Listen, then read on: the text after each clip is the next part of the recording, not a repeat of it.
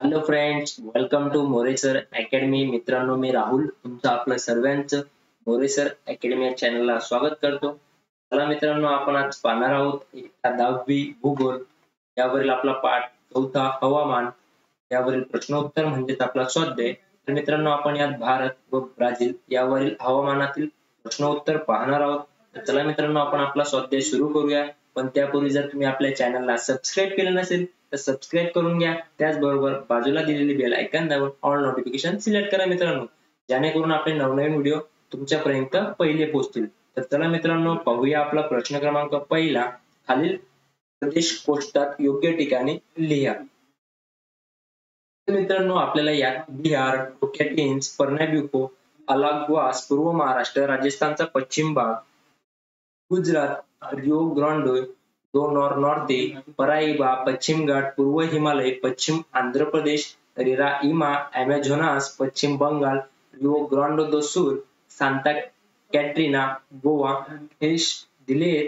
त्यामध्ये आपल्याला प्रदेश भारत, ब्राझील जास्त पावसाचे, मध्यम पावसाचे, कमी पावसाचे या ठिकाणी ते योग्य ठिकाणी लिहायचे होते. आपण ते लिहिलेत मित्रांनो, तुम्ही स्क्रीनशॉट घेऊन लिहून घ्या. तर पाहूया मित्रांनो, आपला प्रश्न दुसरा. चुकी बरोबर ते लिहा, चुकीचे विधान दुरुस्त करून लिहा. पहा मित्रांनो, आपलं अविधान. ब्राझील देश विषुववृत्तावर आहे याचा फार मोठा परिणाम ब्राझीलच्या हवामानावर होतो. तर मित्रांनो, हे विधान बरोबर असेल, कारण ब्राझील देश विषुववृत्तावर आहे याचा फार मोठा परिणाम ब्राझीलच्या हवामानावर होत असतो. पहा मित्रांनो, आपला आ विधान. ब्राझील व भारत या दोन्ही देशांत एका वेळी समान ऋतू असतात. तर याचे उत्तर पहा मित्रांनो, चूक असेल. ब्राझील व भारत या दोन्ही देशांत एका वेळी समान ऋतू असू शकत नाहीत मित्रांनो. पहा मित्रांनो, आपलं ई विधान. भारतामध्ये वारंवार उष्णकटिबंधीय वादळे होतात. तर मित्रांनो, याचं उत्तर असेल भारतामध्ये वारंवार उष्णकटिबंधीय वादळे होतात. हे विधान बरोबर असेल. मित्रांनो, आपलं ई विधान. ब्राझील देशात नैऋत्य मोसमी वाऱ्यांमुळे मोठ्या प्रमाणात पाऊस पडतो. तर आपलं हे विधान चुकीचं असेल मित्रांनो. ब्राझील देशात आग्नेय व ईशान्य दिशेकडून येणाऱ्या पूर्वी व्यापारी वाऱ्यांमुळे मोठ्या प्रमाणात पाऊस पडत असतो मित्रांनो. हे आपलं योग्य विधान असेल. तर पहा मित्रांनो, आपला प्रश्न क्रमांक 3. भौगोलिक कारणे लिहा. त्यावेळी आपला अप्रश्न असेल. ब्राझील देशातील उच्चभूमीच्या ईशान्य भागात पाऊस अतिशय कमी पडतो. तर याचं भौगोलिक कारण असं आहे मित्रांनो. पहिलं, दक्षिण महासागराकडून आग्नेय व ईशान्य दिशेत वाहणारे बाष्पयुक्त व्यापारी वारे ब्राझीलच्या उच्चभूमीद्वारे अडवले जातात. तसेच मित्रांनो, हे वारे ब्राझीलच्या उच्चभूमीला अनुसरून उंचावर वाहत जातात. अधिक उंचवरील थंड हवेमुळे सांद्रीभवन क्रिया घडून येथे ब्राझीलच्या उच्चभूमीच्या प्रदेशात प्रतिरोधक पर्जन्य पडते. मित्रांनो, ब्राझील उच्चभूमीच्या वाऱ्याकडील बाजूवर जास्त पर्जन्य पडते, परंतु विरुद्ध बाजूस पोहोचणाऱ्या ढगांमध्ये बाष्पाचे प्रमाण अत्यल्प असते. त्यामुळे तेथे पावसाचे प्रमाण कमी होत जाते व पर्जन्य छायेचा प्रदेश निर्माण होतो. अशा प्रकारे ब्राझील देशातील उच्चभूमीच्या ईशान्य भागात पाऊस अतिशय कमी पडत असतो मित्रांनो. तर पहा आपला हा प्रश्न. ब्राझीलमध्ये नियमित हिमवर्षाव होत नाही. तर याचं उत्तर असेल मित्रांनो, याचं भौगोलिक कारण जे की ब्राझील हा उष्णकटिबंधीय देश आहे. ब्राझीलचा अक्ष उत्तरी विस्तार जास्त असून उष्ण शीतोष्ण असे विविध प्रकारचे हवामान यात आढळत असते. ब्राझीलचे वार्षिक सरासरी तापमान 18 ते 28 इतके आहे, म्हणजेच हिमवृष्टी होणे इतके तापमान येथे आढळत नाही. काही वेळेस दक्षिण ध्रुवीय वाऱ्यांमुळे ब्राझीलमध्ये हिमवृष्टी होते, परंतु ही घटना आकस्मिकपणे व क्वचित घडत असते. यावरून असे आपल्याला म्हणता येईल की ब्राझीलमध्ये नियमित हिमवर्षाव होत नाही मित्रांनो. पहा आपला ही प्रश्न. भारतात अभिसरण प्रकारचा पाऊस कमी प्रमाणात पडतो. तर मित्रांनो, याचं भौगोलिक कारण पहा की विषुववृत्तीय प्रदेशात जास्त तापमानामुळे अभिसरण पर्जन्यास पोषक स्थिती तयार होते. अभिसरण पाऊस प्रामुख्याने विषुववृत्तीय भूभागांवर पडतो. विषुववृत्तीय प्रदेशात जास्त तापमानामुळे बाष्पीभवन झालेली हवा हलकी होते व वर जाते. उंचावर ह्या हवेची बाष्पधारण क्षमता कमी असते. शिवाय उंचावरील थंड हवेमुळे सांद्रीभवन क्रिया घडून अभिसरण पाऊस पडत असतो. परंतु मित्रांनो, भारत देशाचे स्थान विषुववृत्ताजवळ नाही, त्यामुळे भारतात अभिसरण प्रकारचा पाऊस कमी प्रमाणात पडतो. पहा आपला ई प्रश्न. ब्राझीलमध्ये उष्णकटिबंधीय वादळे कमी निर्माण होतात, कमी प्रमाणात होतात. तर मित्रांनो, याचं भौगोलिक कारण काय असेल. तर ब्राझीलच्या किनारी भागात विषुववृत्ताजवळ सर्वसाधारणपणे तापमानात फारसा फरक पडत नाही. या प्रदेशात वाऱ्यांचे सातत्याने ऊर्ध्व दिशेने वहन होत असते. या प्रदेशातील अंतर मित्रांनो उष्णकटिबंधीय एकत्रीकरण विभाग क्षीण स्वरूपाचा असल्यामुळे आवर्त निर्माण होत नाही. त्यामुळे ब्राझीलमध्ये उष्णकटिबंधीय वादळे निर्माण कमी प्रमाणात होतात. तर पहा मित्रांनो आपला पुढील उपप्रश्न, मॅनॉस शहराच्या तापमानात कक्षेत वर्षभरात खूप मोठा बदल होत नाही. तर याचं भौगोलिक कारण असं आहे मित्रांनो, मॅनॉस शहराचे स्थान विषुववृत्ताजवळ आहे. या शहरात जवळजवळ वर्षभर सूर्यकिरणे लंबरूप पडतात. परिणामी मित्रांनो मॅनॉस शहराच्या वार्षिक किमान तापमानात व कमाल तापमानात विशेष बदल होत नाही. म्हणून मॅनॉस शहराच्या तापमानात कक्षेत वर्षभरात खूप मोठा बदल होताना आपल्याला मिळत नाही. पहा मित्रांनो आपला पुढील प्रश्न, ईशान्य मान्सून वाऱ्यांमुळेही भारतात पाऊस पडतो. त्याचं भौगोलिक कारण पहा मित्रांनो, भारतात प्रामुख्याने नैऋत्य मोसमी वाऱ्यांमुळे पाऊस पडतो. नैऋत्य मोसमी वारे भारताच्या दक्षिण भागातून भारतात प्रवेश करतात व टप्प्याटप्प्याने उत्तरेकडे वाहत जातात. भारताच्या मुख्य भूमीवरून वाहणारे नैऋत्य मोसमी वारे हे हिमालयाच्या शिवालिक व हिमाचल रांगांद्वारे अडवले जातात व तेथून हे वारे परत हिंदी महासागराकडे मागे फिरतात. मित्रांनो ईशान्य दिशेकडून वाहणाऱ्या ह्या ईशान्य मान्सून वाऱ्यांमुळेही भारताच्या द्वीपकल्पीय भागात पुन्हा मान्सून परतीचा पाऊस पडतो. अशा प्रकारे ईशान्य मान्सून वाऱ्यांमुळे सुद्धा भारतात पाऊस पडतो. मित्रांनो याचं भौगोलिक कारणच. पहा मित्रांनो आपला प्रश्न क्रमांक 14, खालील प्रश्नांची उत्तरे लिहा. आपला प्रश्न आहे, दक्षिणेकडून उत्तरेकडे भारतीय हवामानात होणारे बदल थोडक्यात सांगा. तर मित्रांनो आपल्या दक्षिणेकडून उत्तरेकडे भारतीय हवामानात होणारे बदल विचारले तर पहा त्याचं उत्तर, दक्षिणेकडून उत्तरेकडे भारतीय हवामानात होणारे बदल पुढील प्रमाणे आहेत. जसे की मित्रांनो पहिलं, भारतात दक्षिणेकडून उत्तरेकडे जाताना तापमानात घट होत असते.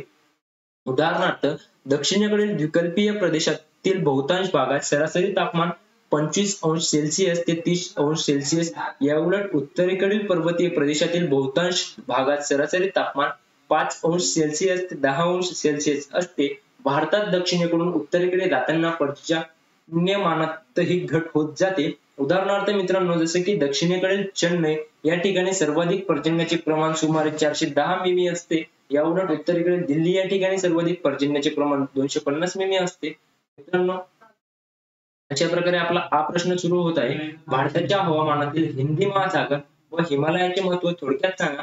तर मित्रांनो भारतीय हवामानात आपल्या हिंदी महासागर व हिमालयाचे महत्व काय आहे ते विचारलेत आपल्याला. हिंदी महासागराचा व हिमालय पर्वताचा भारतीय हवामान व मान्सून निर्मितीवर मोठा प्रभाव पडतो. जसे की मित्रांनो पंजाबच्या मैदानी प्रदेशात व राजस्थानच्या थराच्या वाळवंटात उष्ण हवामान असते. त्यामुळे या प्रदेशात उन्हाळ्याच्या सुरुवातीला कमी दाबाचा पट्टा निर्माण होतो. हिंदी महासागरावर तुलनेने अधिक दाबाची हवा असल्यामुळे हिंदी महासागरातील जास्त दाबाच्या पट्ट्यामुळे भारताच्या मुख्य भूमीकडे नैऋत्य दिशेकडील वारे वाहू लागतात. मित्रांनो याच ठिकाणी नैऋत्य मोसमी वारे बाष्पयुक्त असतात व वाऱ्यांमुळे भारतात पाऊस पडतो.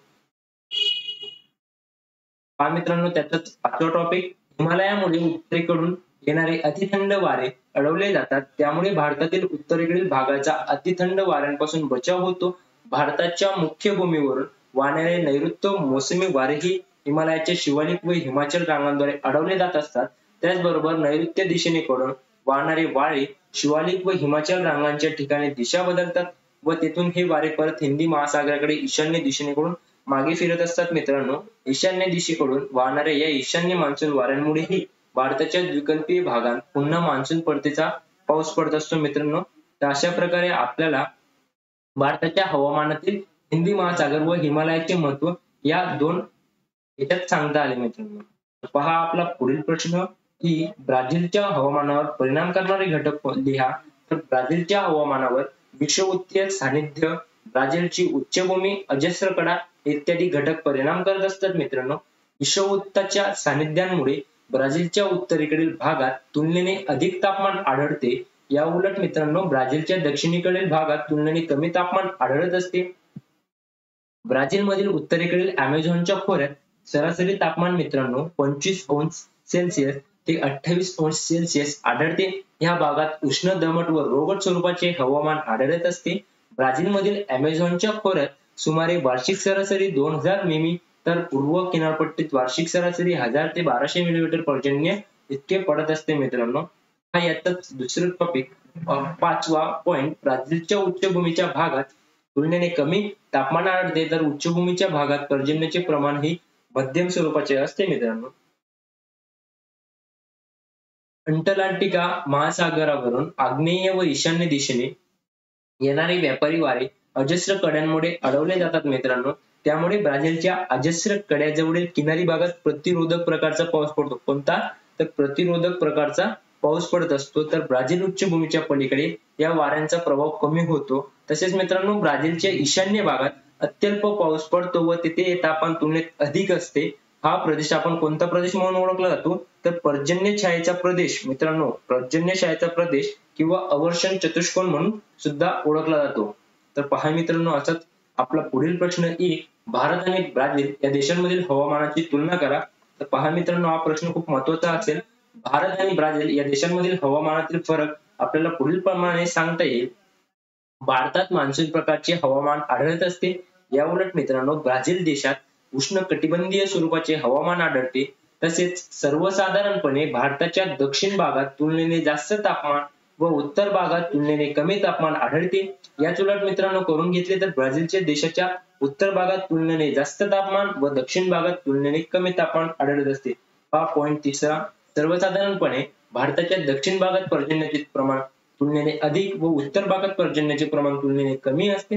याच उलट केल्यास मित्रांनो, ब्राझीलच्या उत्तर भागात पर्जन्याचे प्रमाण तुलनेने अधिक व दक्षिण भागात पर्जन्याचे प्रमाण तुलनेने कमी असते. सर्वसाधारणपणे भारताच्या किनारपट्टीच्या प्रदेशात उष्ण व दमट हवामान आढळत असते. याच उलट मित्रांनो, ब्राझीलच्या पूर्व किनारपट्टीच्या प्रदेशात तुलनेने सौम्य व समशीतोष्ण हवामान आढळते मित्रांनो. हा मित्रांनो आपला प्रश्न क्रमांक 5. इंटरनेटच्या मदतीने ब्राझिलिया व भोपाळ या खंडीय स्थान असलेल्या ठिकाणांच्या वार्षिक सरासरी तापमानाची माहिती मिळवा व ते आलेखाद्वारे स्पष्ट करा. तर मित्रांनो, ब्राझिलिया आणि भोपाळचे सरासरी मासिक तापमान आपल्याला खालील प्रमाणे दिले आहे, ते तुम्ही मित्रांनो लिहून घ्या. पाहूया मित्रांनो आपला प्रश्न क्रमांक. पहा मित्रांनो, आपल्याला यात आलेखाद्वारे सुद्धा स्पष्ट करण्यास सांगितले. तर पहा या ठिकाणी भोपाळ आहे, त्यात उष्णकटिबंधीय हवामान असते मित्रांनो. सर्वात कोरडा महिना म्हणजे आपला एप्रिलचा दिलेला आहे. त्याचबरोबर सर्वाधिक पाऊस ऑगस्ट, सर्वात उबदार महिना मे, त्याच्यात सरासरी तापमान सुमारे 25 डिग्री सेल्सिअस असेल मित्रांनो. तसेच ब्राझिलिया यात उष्णकटिबंधीय हवामान सांगितलंय. त्याचबरोबर सर्वात कोरडा महिना जून, सर्वाधिक पाऊस जानेवारी, सर्वात उबदार महिना सप्टेंबर, सरासरी तापमान सुमारे 25 डिग्री सेल्सिअस मित्रांनो. अशा प्रकारे आपला हा प्रश्न सुद्धा सॉल्व्ह झाला आहे मित्रांनो. त्याच प्रकारे आपले मित्रांनो एकता 10वी भूगोल पाठ 4 हवामान यावरील स्वाध्याय हा पूर्ण झाला मित्रांनो. तर मित्रांनो, असे स्वाध्याय जर तुम्हाला पाहायचे असेल तर तुम्ही आजच आपल्या चॅनलला सबस्क्राईब करून घ्या, जेणेकरून असेच नवनवीन व्हिडिओ तुमच्यापर्यंत पोहोचतील मित्रांनो. Thank you friends watching this video. भेटूया आपण नेक्स्ट सेशन मध्ये. Bye friends.